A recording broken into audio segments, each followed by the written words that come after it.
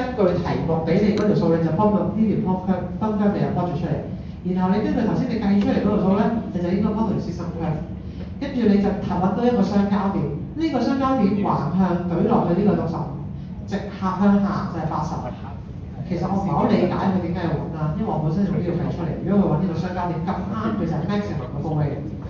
其實如果呢個題目咧出翻可能向前翻向後翻少少咧就會好啲，即係正常會喺個 maximum 題目俾咗你㗎啦嘛，65個 kPa 同埋80個 liter per second，你而家揾翻出嚟佢又係80個 liter per second 同15個 kPa。係佢問合理咁啱係 maximum flow rate 啫，即係咁啱開咗出嚟，佢 operate， 因為你 design flow rate 唔一定係 maximum 㗎嘛。佢而家你揾到係 design flow rate、design flow condition， 但係咁啱你開出嚟咧，佢個 distribution flow 咧就係你個 operate condition 咧都係喺呢一 point 咁計嘅啫。呢一 point 得唔得先？如果呢度得咧，咁佢就已經係計完。係咯，如果你咁樣嘅上面呢一度啦，你揾到第一個 operation point 啊嘛，80個 liter per second， 60個 kPa， 呢一步呢度就完㗎啦。咁跟住咧，佢就問你，如果佢係 combine 咗呢個4個 pump 嘅時候，因為呢題係問 production load 同埋 distribution load 啊嘛，12分即係各自有6分啦，即係上面有6分，下面有6分啦。咁同樣啦，下面最特別最要留意嘅咧，因為佢有4台 pump，4台 pump 會有啲咩大咗咧？再提多次，壓力係唔會變嘅，壓力唔會因為幾多台 pump 而影響嘅，但係個 volume flow rate 會。如果你本身係行10 feet 水嘅，你一行一台 pump 嘅時候，個 system 入面係咪行緊10個 liter per second？ 咁如果4台 pump 我行幾多啊？40啦，係啦，就係40個 liter per second。但係個 pressure 咧唔會因為咁而大咗，所以你哋要留意。你哋落嚟呢一度，即係出嚟呢個位啦。呢個咧你要寫落去嘅時候咧，你根據翻個 flow rate 咧，你就要係上面嗰啲 liter per second 咧，上面個數咧就係將呢一條個 flow rate 乘翻佢幾多台風行緊。題目話俾你聽，佢係行full design load 嘛，即係行晒成個 full load 啦，4台風一齊行啦，4台風一齊行喺呢嘅時候，佢咪即係20個 liter per second 咯。咁而佢嗰個pressure 咪係67咯。呢個唔使計嘅，呢個 pump curve 嚟㗎嘛，佢俾咗你㗎嘛。咁你咪 list 曬出嚟咯，你又可以 plot 到條 pump curve 啦。咁跟住你就再 plot 條 system curve 啦，即係正如好似喺上面咁啦，計翻個 system curve 出嚟啦。咁計完個 system curve 咧，就會又出到一條 pump curve 出嚟啦。呢一條咧就係個 pump curve combine 咗嘅4台 pump 計咗出嚟 ，plot 咗出嚟嗰條 pump curve。咁條 system curve 咧同樣啦，都用翻呢條啦。咁啊應該可以有個 operating point， sorry 佢係一個 maximum flow rate 嘛，睇翻呢個 flow rate 都翻落去得啦，咁直接撞呢條得啦，直接撞呢條攞到個 pressure， 即係喺80 lit， 因為佢而家問係 full design load 啊嘛 ，full design load 係80 lit 嘅時候，佢個 pressure 就61啦，61個 kPa 啦，即係如果係根據呢一題嗰個題目想問你嗰樣嘢。咁你就都係啦，好懶啊！既然都有晒資料啦，就寫翻一次俾我啦。呢個咧 load 嘅 curve 咧 vertical line 就80個 liter per second，operating point flow rate 就80個 liter per second，pressure 就喺61個 kPa。咁呢一 part 就完啦，咁就12分啦。其實呢個咧嚟嚟去去睇佢好幾個石嗰啲都係咁樣問嘅，都唔會太過奇怪嘅。係變嚟變去都係4台風、5台風或者3台風、2台風，我諗最少都3台，最多5台咯。咁你哋留意翻個 flow rate 嘅改變就得啦。總之就係為咗 total 4條 curve， 2條 system curve， 2條 pump curve 喺唔同嘅 load、distribution load 同埋嗰個 production load， 咁樣計完就完啦。跟住第二題啦，就係如果個 flow rate 喺個 distribution load 突然間 drop 翻去70% of the design load，calculate 個 flow rate in the bypass。咁即係又咁講啦，因為你個 system maximum flow 嘅時候係80個 liter per second， 而家咧得翻70%啫 ，distribution load 即係派出去佢得翻70%，即係個 load 細咗啦 ，building load 細咗，所以佢山閘啦，山閘翻咗去就由 bypass 走翻轉頭啦。咁你要先計到底70%有幾多水啦。如果佢喺70% design load 嘅時候，80% 係 maximum，70% 嘅 load 得翻56啲水，係真係派俾後邊嘅機嘅，落風櫃落去 tank point 得56啲水。咁即係有幾多行緊就 bypass 啊？喂，傻咗計到啦係嘛？加減數 bypass 咪就係將原本80個黐打製造出嚟嗰80啲水減翻派咗落去風櫃嗰啲水，就等於24啲水就行 bypass 翻去個 loop 入邊咯，翻去回水咯。咁因為係24啲啊嘛，咁你要比較啲乜嘢咧？呢一 part 咧實考嘅，一定會出㗎啦，呢一個部分。因為佢就係要考你識唔識嗰個1.5倍嗰樣嘢，1.15倍嗰樣嘢。咁而家嗰個 boiling point 係我有80啲水，我4台機做出嚟，每一台就做20啲啦。咁但係咧，佢而家翻嚟個 bypass 有24啲喎。咁即係咧，我多咗，我翻嚟係多過我一台 chiller 嘅1.15倍嘅製水量。呢度 O 唔 OK先？你睇下。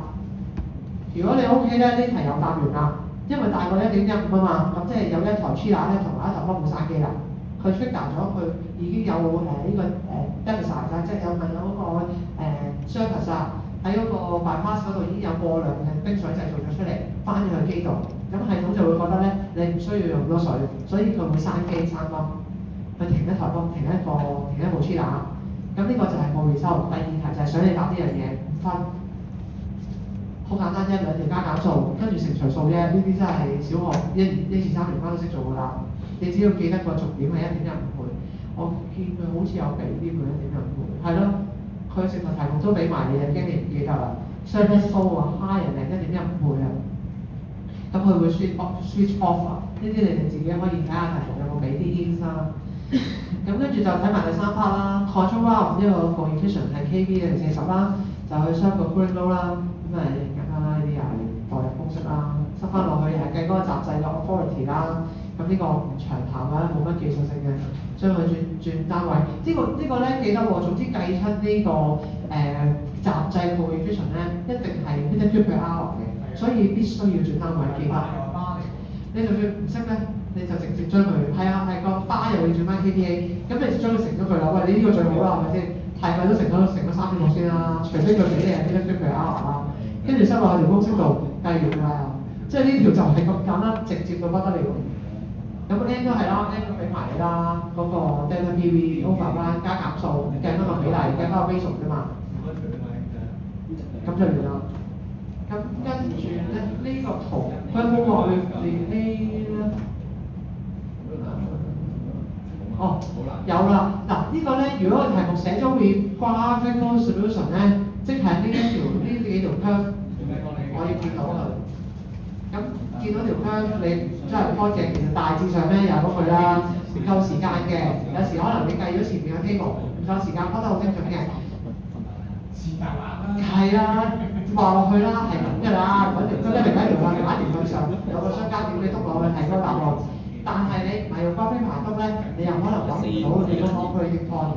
所以咧，兩個你哋睇時間啦，呢啲比較花時間嘅，你哋自己要喺策略性安排啦。因為呢一科頭先同學都講啦，得2個鐘，係比你哋 HPC 劇咧係少啲嘅。安全啲。咁呢個咧就真係識隨專變啊！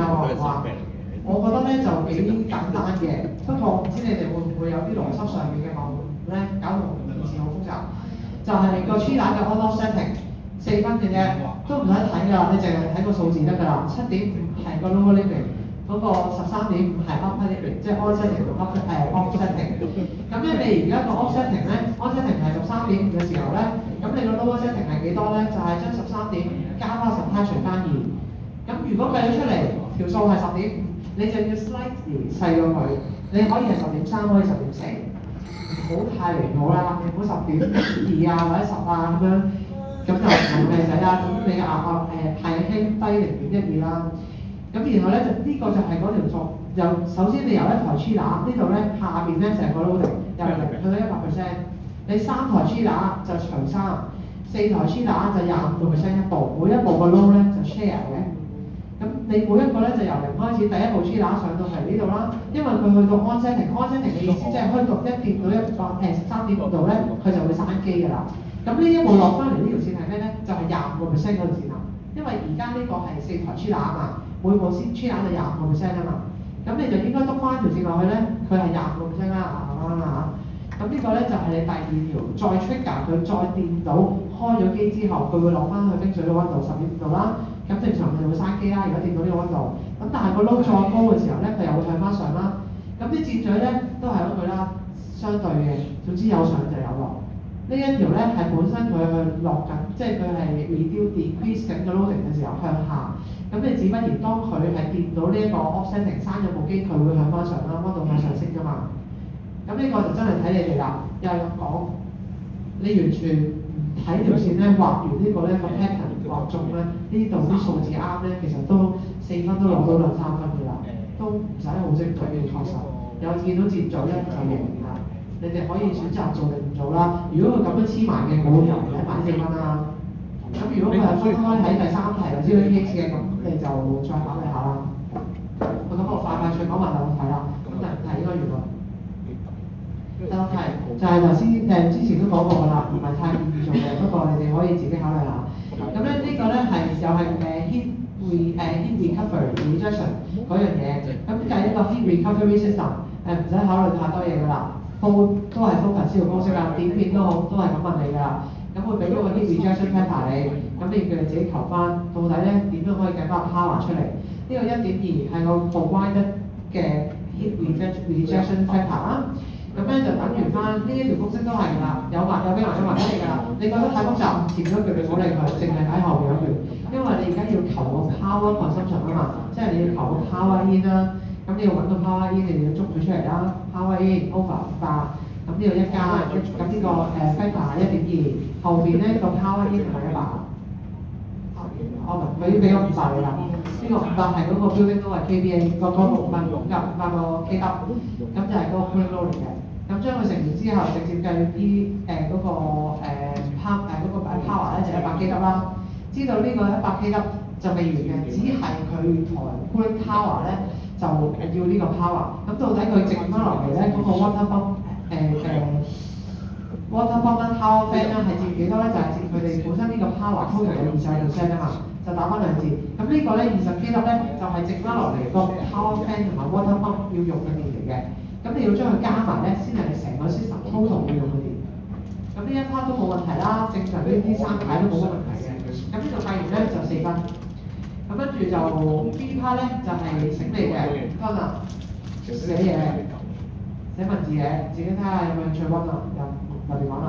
咁落到 C part 啦，因為你上面醒咗你4分啊嘛，下面5分就係個文字題啦，咁你哋自己決定背唔背啦，或者温本書啦。咁啊講埋 C part 啦 ，C part 咧都係呢個操作㗎啦，都係用呢幾條公式咧去代入翻啲數字。你只要識睇呢啲數字咧，其實呢題你都有機會可以做得到嘅。但係咧你要攞晒咧就有啲難度嘅，因為咧喺個代入數字入邊咧，我之前嘅經驗咧改親咧我都唔知點解會改錯咗嘅。咁就冇其他頭先嗰啲 priority criteria、maximum、minimum 嗰啲咁直接啦。咁但係咧都係計個 FOPV 或者 PV 嘅。咁呢個你首先要捉下佢先啦，嗰個出嚟嗰個風量係幾多咧？呢個值咧 PV 係幾多？咁你就係將3度3減翻落5度啦，因為5度係向 provide 咗俾你 Kelvin 嘅 purge air 啊嘛，即係你噴走嘅係5度要吹走嗰啲風你去做一個運行啊嘛。咁3度減翻5度咧，就係本身佢要嗰個 out air mass flow rate 啦 ，air flow rate 啦。咁啊28個 kg per second 啦。咁然後 exhaust 嘅 air flow rate 咧，呢即係佢離開個 heat flow 嘅時候咧，就係將3就加翻5啦。呢個係 exhaust enter， 跟住咧佢有個5咧就係個 purging， 咁啊加翻即係 total 咧佢嘅 exhaust 咧就係35 kg per second。咁呢啲我諗都冇難度嘅，跟住就塞翻落去佢俾你啦。而家個喺個 supply air stream 咧 sensible heat 嘅 efficiency 係65%，呢個 sensible heat 對得翻清楚啊！呢個 total heat，呢個 sensible heat 65%係冇俾咗你嘅。咁65%就等於翻呢個 ms 就係 delta T， 即係35減 TS 啦，然後 ms 就35減25.1啦，即係根據翻題目俾你呢啲塞翻條數落去啦。計完出嚟直接計到 TS， 重複操作嘅啫其實。咁呢度下面都係咁啦，都係代入公式，用個 percentage 計翻到底我哋最後你揾到嗰個 FOP of 個 supply air 係幾多？上面計 temperature 啦，第一個，第二個就係計個 FOP 啦，都係代入嗰條公式，然後用翻個 percentage 嚟反向操作計翻啦。呢個咧計係真係唔難嘅，不過都係嗰句，你哋代入個數字嘅時候咧，就記得唔好代入錯啦。如果你要選擇呢一題嘅話，好似仲直過頭先個點題啊！係啊，因為真你要計數，條數就係咁計㗎啦，就係跟塞入去呢幾條公式㗎咋，冇嘢可以計算㗎啦。佢問你個 sensible heat efficiency， 你咪代入呢條咯。佢問你佢俾個 total heat efficiency， 你咪用呢條咯。睇下個題目俾咗啲咩你咯，你有啲咩料就塞落邊一條度咯。咁又係咁講啦，真係有時間性嘅。佢頭先嗰兩條，你覺得畫個 box 係太嘥時間嘅。咁呢題你又有把握，而可以放棄嗰啲文字題咧，咁你又可以選擇呢題。因為我之前睇嗰啲 blog 咧，有啲係直憑佢畫埋圖出嚟嘅。咁如果畫埋圖出嚟咧，我覺得就太花時間啦。咁呢一份 blog 就冇啦。咁我可以同你睇下一堂啦，我哋睇埋第2份、第3份 blog 啦，因為有一份咧就係啱啱我上1年咧真係出咗嗰份卷嚟嘅。咁直接睇翻個 past paper 啦，真係。咁啊睇下嗰個程度係點啦，捉佢唔到啊嘛。咁所以如果大致上個方向都係咁噶啦。如果你哋係熟習咗第1、第2、第4題咧，已經穩穩陣陣一定合格㗎啦。嗱，講緊熟習嘅話，唔係題正嘅，我寫到識講呢個出咗。1、2、4咧都唔係一啲複雜嘅嘢嚟嘅，但係有相對時間咧係會消耗你嘅。如果有把握嘅，做埋第2題咧、4題咧都穩陣啦，3/2、3/2啦，係嘛？係咯，即係你都完啦，已經100分夠數晒。咁但係你有，如果你即仲可以揀啲就第2題咯，我覺得。即係睇你哋自己邊樣嘢強項係啲啦，因為有啲人係得我好怕計嗰啲開關嘅，好嘥時間嘅，咁你咪唔好揀第2題咯。咁但第6題你要好熟悉個操作咯。如果唔係咧，你覺得好簡單填咗落去咧，復卷嘅時候你就會覺得死咗呢個錯誤，因為佢全部都係喺嗰4分度，呢度12分啊嘛，呢一題下面個卡，下面個牌，呢度12分啊嘛。咁你12分入面化開4個部分，咁其實每一部分咪就係你3至4分咯。你一錯咗嗰題就冇分㗎啦。係啊，調嚟調去咯。你哋識得做嘅呢一個都 OK 嘅，我覺得。講埋咗，仲收埋咗4分啦。嗱，我頭先未睇到第2 part，第2 part 就係嘅，就咁計翻個total hit 啊。個 total hit 係幾多 ？total hit 就係都係用翻頭先呢啲公式嘅，其實係 MSE check 減 check 咯。咁然後再減翻，你知道你上面已經求晒，你計到你要計數㗎嘛，收翻落去計到嗰啲咯。咁呢個16分咧都係計數計翻嚟嘅。咁但係咧你要好熟後面啲嘢解嘅啦。點樣操作啊？操下同 past paper 啊。但係就唔難嘅，都真係認得嗰個數字咧就夠做㗎啦。咁我哋可以下堂集中睇下，因為仲有2份 blog 嘅。如果大家咧有做 blog 卷嘅話咧，第2份 blog 咧，我覺得會出嘅機率應該低啲。做咗未啊？有冇做啊？有冇人做第2份 blog 啊？嗰個係比較奇怪啲嘅，相對係好理論嘅。我覺得我見嗰樣嘢。咁我自己覺得咧，如果我係出卷嗰個，我就唔會出嗰啲啦。咁但係你份 blog 係出過嘅？啊？之前係出過嘅。我哋咧其實如果出卷咧，有好多時都參考啲 blog 嘅。邊個都要詳細咗。係咯，邊個咩出啊？出得太難就驚你哋唔識。係啊，都係嗰啲嚟嘅。所以其實咧，你如果揾得熟邊個 blog 咧，都係改下數字，改下少少啲機械，即係啲graph啊嗰啲嘢嘅啫，都唔會太大變化。係唔係㗎？邊時？我線嚟㗎。中意聽咪聽咯，有咪有佢咯。你科電嘅線都攤開腰啊！我都係啊。個科電線撚到。